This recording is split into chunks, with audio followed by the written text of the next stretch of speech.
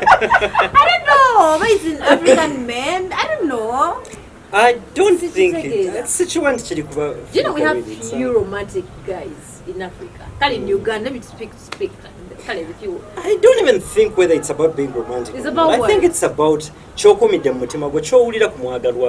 because, you know, sorry to bring, no, I'm not sorry. Bring in scriptures. Out of the abundance of the heart, the mouth speaks. Bible bwegamba kyekifuluma mukamwa kali mukyala gwo bw'omwagala nga omwagala byaddala somehow out of your heart tewetaaga nakuwulira nti oba bayita no gwe kyoyagala muli baby sweetheart honey pie whatever, you know. So yanze muyitira ebyo byonna kyensanze ekiguddewo at that point in time kyembambulira, you know. At times she's my orange, she calls me mango, and you know, stuff like that.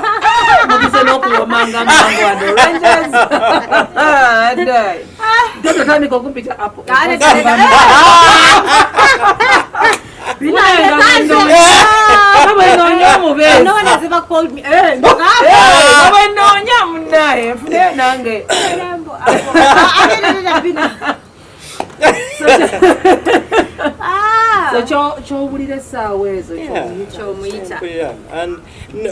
not just chobowulira even then, but even then before I married her, when I was dating her, and for me it's always that nkola evaluation nemanya nti omukwano guno guteekeddwa okubako, I mean of course bibamu challenges naye guteekeddwa okuteebwamu ebirungo. And so bugamba obwo obwomuyita kyobowulira at that point in time nekyozowulira nebyakola kati nganze olwe mukolerayo ekintu awo kaperfume nenkamugulira nga kabbeeyi nangamba oh papa oh oga orange so kugamba omuntu oyo ne bwapita zadzi kugamba kati okoze kino mukoledde kino ne astamyuka n'ababeamaziga ne gamuyitamu awo naye nga kibadde kyakabibambe baleta kisuubira. I have a question. What happens, like, what changes exactly these days? Not even these days. You date, the process is good, you're calling yourself sweet names, and then after marriage, I don't know what happens. Something happens. Chemistry, somehow. But not for everybody. Most people, though. Most. Because even last week we were talking to somebody, ngana yebo yabadali. Yagamba mbune mpaka kasita yagwa bwet. Omuntu n'akyuka kati gwe simanyi oba akyuka ddi. I don't know what spice. Olabika n'okola juju Edwin. Waliwo juju omulungi. Owa Katonda, ow'ebirungo by'okola mu bufumbo. Naye kyeŋŋamba nze kiringa bw'onoofuna omulimu. They give you a job today.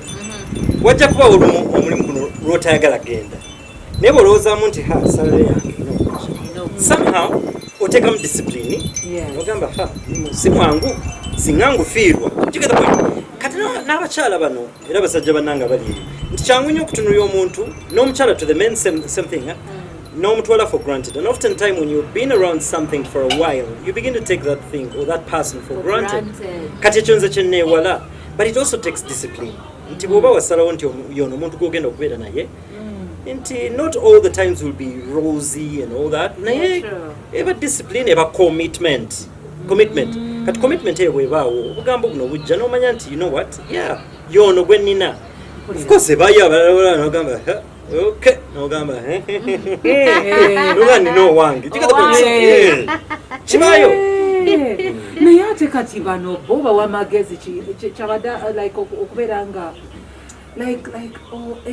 when you feel like there's the disconnection. When the gown kasatandika tantala n'ogisamba kakana bw'ofuluma ngegwa nga mu maka afuuka kirala era kuyita. Naye ate n'ekirala omuntu w'osalawo nti omwagala. There are different types of love. Yeah. Kati phileo, eros, all those are types of love. Agape, the most important love, just seeing and I'm mixing them with that you get. Agape love is the one that holds, is the glue that holds a relationship, a marriage together, even when the eros and the phileo, all the other loves have gone. Agape ya yagala atya. Agape yon agape katonda gwatula gafe ng'abantu. Regardless of the sins, regardless of our filth, regardless of our mistakes, asigala atwagala. Kati omufumbo yenna bw'abeera ne agape oyo ayamba nnyo. Kuba munne bw'akola ensobi, agape oyo yakusika n'agamba nti she's human. We bound to make mistakes. No sigala ng'omwagala. So it's that agape bond yesigala weeyo, regardless. Olwo wali ofunyeeko like heartbreak. heartbreak etya? Nokaaba. Then maps neziryoka zijja ku ppiro. Obimanyi ebyo ne tukaaba ekiro. Wano tubeera tuli bulungi ne twambala amasuuti. Nga sinnabeera mufumbo. Heartbreak etya? Have you ever been like past relationship, like someone has someone ever broken your heart like so bad? Okay. Then others never go, but I will never fall in love again. Never will I ever. Go amenya. Gwe heartbreaker. Chalinga mutual nga chadating chabanga mutual. No singa no muntu ne mudating ne going out no, but of course most people know it. It's all over Google really. My biggest heartbreak I think was my divorce. Yeah. 2000. That one was all over, I remember. 16, I don't remember.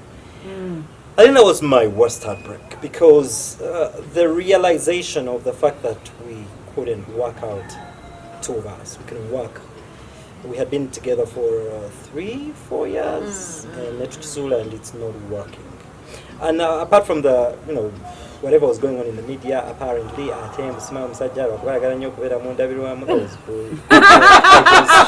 was rubbish. I remember. I had never beaten my wife. I don't beat women. I had never cheated on her. So it just happened that life happened in a way that we just were not working. It was irreconcilable differences. It just wasn't working. And I know there's lots of Christians that are watching that would like to judge as much as you can judge. And for such people, I always say, life is a very interesting script. That even as you watch and judge, probably someone has never walked into a marriage, and then God forbid, and then someday you walk in there, life happens, and you're like, oh, I should not have judged. Because I always tell people, nobody, if they're out of 100%, maybe 2%, no one ever walks down the aisle with the intention to divorce. Nobody. Yeah. You walk down the aisle because you love each other. Money you then reality kicks in. Okay, chonachachibayo, because some of us get like my first marriage I was really pretty young. I was young. Nae katicha young, of course I lacked certain maturity elements in me. So chonachachibayo, papa. Chibayo mbavuka. And I see it a lot in churches. Papa okona kote kuba kulungi nnyo koza ogenda n'oyingira ekintu tonakyetegereza bulungi n'otomera. So Chaba, that for me is a huge heartbreak in the sense of losing a marriage, but also most importantly, our daughter, 10-year-old daughter. Recently, I was heartbroken again when my daughter. But fortunately, we are. Isabel is friends with Christabel. Christabel. Okay, Isabel is friends with Christabel, and then so Isabel called me and told me Myla wants to do something. I said, what? She wants to do a podcast, and she wants to talk about divorce and how it affected her. I was like, wow, this is our 10-year-old daughter. Wow. So she began to do the podcast, and they sent me about 35 minutes of the podcast. I was in tears. The stuff she went through. And to the parents out there, I am not proud of what happened, but to the parents out there, if you can hold together your marriage, I think it affects the children in the long way, and they forget about it. It affects the children. Yeah, I mean, it does affect the not just even in the long run. Onomana is 10 years old, but in the podcast, she actually talks about what she went through, and it was so hard on her. Yeah. But I bless the grace of God that she's maturing. She's got this wisdom in her. When you hear her articulating her issues via Itamo, how she's dealt with it, I'm proud of Myla, and how she reasons out the whole situation. But I can tell that she was hurt. So it's not really a pleasant scenario. See, yeah, chiruma abazadde, chiruma n'omwana, abaana bemba mwina, so it's. So mwasoka kubuulira mwana, mwasoka kutuuza mwana, mwasoka kukaanya. Her daughter was like 4 or 5 years old. Couldn't tell her nothing. So at some point in time, at 7 years old, Rambuza, but Dad, sure you can't fix this and all that. I'm like, Myla, there are things you may not understand now, but it just didn't work out. Your mama is a lovely person. She's a great person, and but you are blessed. You have 2 homes now. Your daddy's home and mommy's home. But with time, of course, abana bagenda akula walo byavumbula nategeera. Our prayer always as parents is to always pray that it does not affect the child in the long run. Until I play with that pattern. And that's something for me I'm not worried about, because as a spiritual man, I've prayed about it, prayed against it, cut it off, and I've prayed in my closet and said, my life will not necessarily reflect everything about me and my daughter. She will pick the good, but it doesn't necessarily mean that whatever has happened in my life will happen in her life or her mother's life. She's going to live her life in a mature way, disciplined way, and she's all right. She's okay. She's still, dealing with some of the issues here and there and all that. Do you give her time? Oh yeah. Right now she's not in the country. Because most people are breaking up now. No, we've always given our daughter good time. She's not in the country at the moment. She's coming back in November, and I'm excited. We talk all the time. So for the parents who have kids, like for us, thank God for technology. We're always on video calls and hi daddy, what's up, how are you doing? She's now going to start an interior designing course because she loves interior designing. She's like, I'm proud of what you're doing, daddy. I can't wait to come down there. Whichever project you will be doing, and Jagala, Tukole, Fernando, all that. That's Myla. 10 years old. She's adorable. She's amazing. Wow. Yeah. So just asking, like you said, marriages got ups and downs. Now there was a child involved. There are those people that are out there married legally or illegally, but they have children. So when you have disagreements, what happens? There are those that actually find themselves calling themselves names in front of kids or a child. These are things that they carry. Yeah. Like they get to memorize all these things. They want to emulate you. So when you start throwing all those hard words at your partner, they say, or you. So what do you do exactly if you have children? Some even transfer anger to the children. Parents, we've got to be grown up and we've got to be mature. So if you've never had an argument when Milo is watching, for example? Well, if I can look back, maybe one or two, but they weren't nasty to the extent of hurling insults and calling names and all that. No, not really. Yeah, we might have had one or two arguments as human beings would, but the maturity and the wisdom of God, I think, would have governed us not to go beyond calling each other names and all that kind of thing. And for me, I keep telling people relating or married or whoever, it should never get to a point whereby you have to either lift a hand and beat somebody or insult somebody. This is somebody you fell in love with. Yeah. And now you're saying horse, donkey, chirabe, agatwe, agatama. No, that's immature. If you're a man and you find yourself doing that, then you're still a boy. You're not a man. You've got to be a man. You've got to be a grown ekirala njagala okubuuza is about waliwo time lwotuuka nga manne sente zikendedde ng'ebintu biwali omanyiza omwagalwawo tebikyaliwo especially kati nawo nga mu covid abantu abasinga abalala bagalwa badduka ensonga eyo twandaba kuba omusajja tulina okukola. Usually I encourage people as executive director Chamber of Young Entrepreneurs naye ntera ogamba abantu nti abasajja tukole emirundi 7 omukyala ne bwaba akola mirundi 2. Abasajja bandaba bannange embeera eyo si nnungi n'akatono.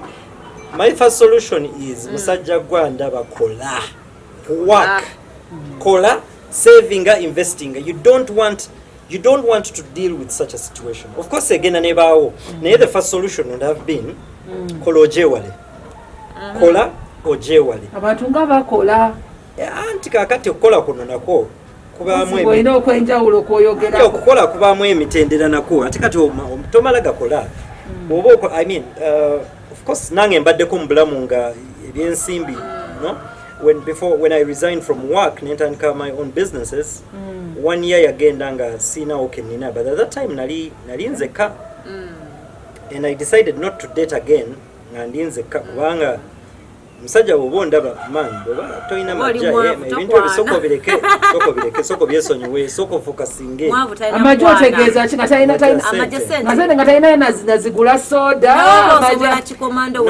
when do they date then kati nziramu okudatinga omukyala nga nali nvudde when navira mu employment ntandika business yange sente nezinzigwako ennyumba gye nali mpangisa wali ebuziga in fact mbadde muweta muteeko kwa mugiseeko yali nene waggulu awo nenjivaamu yali ya mitwalo 7 nenzikirire mugenda je kati ekkubo eryo ery'obuziga lyeyongerayo mugenda je nga nsasula emitwalo 2 ka flat kali awo ku kkubo mu nfuufa tebyali byangu ambeera ne muganda ne tunywa obuseera ku breakfast ne tunywa obuseera ku lunch ne tunywa obuseera ku dinner kakati mu mbeera ng'eyo omwana oba okwana waakyo muwa kali mu mbeera eyo nalina okuzzaamu amagezi manye nziremu ak'obuntu manye nti essaawa eyo si yakwana essaawa etuweta tosobola kwana omubiri gubeera gubagundi eriyo kye bayita self control naye kakati gubanja ki nga tolina na ssente kati oli awo stress bino kati essaawa eyo nzikiridde mu kagundi kabeera wali landlord amanja omukyala mukadde yali awo emugenda gye nga yatuwa emmere yali ya 2,000 n'alekerawo okugituwa kuba yali atubanja ewiiki 3 kati ne wiiki 3 bakubanja emmere 2,500 ng'okwana kati ebyokwana nasooka nembiteeka bbali. This was about what 5 years ago because all this has happened within 5 years, you know. So kati awo wensinkanye wali mufumbo nali single biri byabigizenga ninze kawo kati awo wensinkanya mukwano gwange Roland Sebufu. You remember Roland? It's always been my good namwagalanga nnyo kati lumwansinkana nali awo ku Total waggulu awo nga ntambula kabenzi kange kali kakaddoolo nga kalina mu garage nezikakola sizirina enkuba ndi mu kutambula ampita Edwin jangu nantuuza mu motoka yaawo nenyingira nga nva mu nkuba kiki see I resigned nentandika business yange ebintu nebifa yaŋŋamba ebintu ebi nebinziza engulu yaŋŋamba ngane nkubulira olina omwana konze essebo nina abaana naŋŋamba abaana abo balaba banyumirwa daddy ng'agula ice cream banyumirwa daddy ng'agula akagaali kakati amaziga gasangule beera musajja namba 2 naga nakula mukadde wange ngamba nti enzirugavu ze zikolera enjeru nti emyaka kati gino gy'olimu dengulu noonya ekyokkola beera musajja guma teyampa yadde $1 10 oba 5 naye ebigambo ebyo byakyusa obulamu bwange era bwenzirayo nagamba nina okubako kyenkola kwe kuyiiya olwo share yasooka eyo propertation enjiyiiyaawo nentandika kuba nalina experience in broadcasting nentandika share obulungi wentandikira kati Crest Group my company one of the companies Sun Media kati etandika netutandika program eyo tugikoledde wano Uganda NTV netugikolera Rwanda TV netandika gisasanya kasendere katandika okulabika mwana wate bintu nebikyuka kati okuvaawo ate netandika interior designing company construction company era ennyumba gye nasooka okupangisa nga nvudde mugenda gye eri awo waggulu era kuba nti owa kamera tayinza kyusa naye etuli wano wennyini kati bwe nnyingira awo nga ya $1,000,000 kakati of course awo oba kati ng'omusajja kati awo oba ogenderera oba okkirizibwako okutandika okuba nga akwana wakati at least awo ovuddeyo mu mbeera eri kuba tugenda kubonyabonya mwana wa bendi kati awo nvuddeyo nnyingidde awo era the first time I remember my daughter visited us and she's like, that is this hours and I'm like, yes, but this is not all. Yes.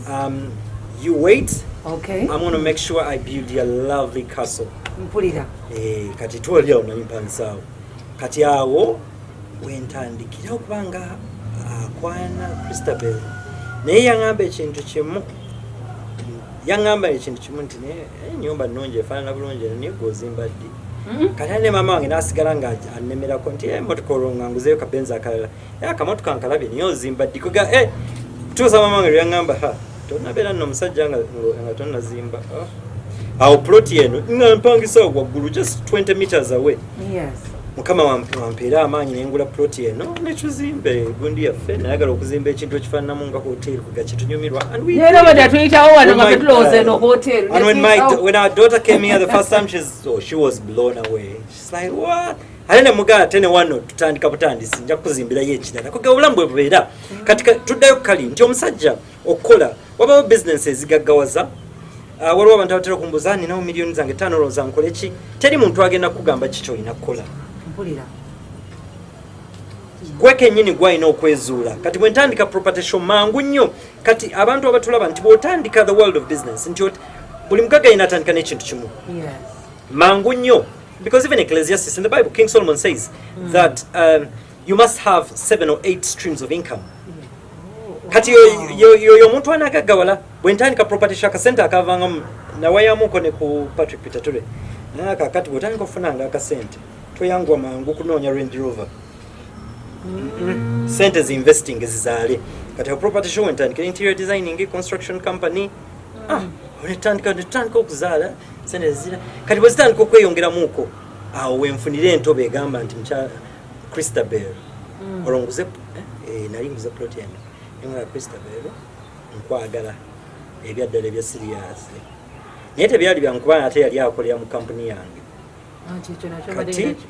kati nga mulaba ndaba oluwala luno twakola interviews awo naziita nsigala mwetegereza naye sibifaako nnyo naye nga alina engeri gyayambalamu omanyi waliwo abakyala abamu nabeera ku Prayer Mountain nasaba kambabulira abakyala omala okusabanga waliwo obukodyo bwoteekeddwa waliwo ebika bya feva bibiri waliwo feva Katonda gyagaba naawe gye weetondera omwana yesettinga muwala gwe olina sikusaba ne twambala amagandula wesettinga noyambala skirt yo top yo bulungi high heels ne wekweka perfume akawunya obulungi ng'omuntu sikutuukako omuntu nawe naye nga yesettinga alina empisaze ennungi nga sibyandika nnyo naye ngenda okuwulira waliwo abamutwala fulanki ate ntandika okukambwalamuko nga boss nene weebuuza ate kati kampoza ng'omugamba bannaye lanki ng'olwayo nnyo weewo nno ngagatolaba essaawa ezo kati awo nzijukira nagendako awo mu America mba nkubira okuupdating ekigenda maaso mu company nagamba nga for lunch nga bamututera kulangi kati ndi eri naye omutima gundi eno nagenda okudda neŋŋamanyi ebintu biri emunowaake plan yino gye mbadde nina ate kati nze eri abasajja abamu nga nze tetuddawo kwetooloola namugambirawo kyekyo so munaye byebyo